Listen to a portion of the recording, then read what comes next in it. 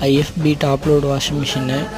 Customer complaint என்னென்னா spin ஓடும்போது vibration வருதுன்னு சொல்லிட்டு கொடுத்துருந்தாங்க.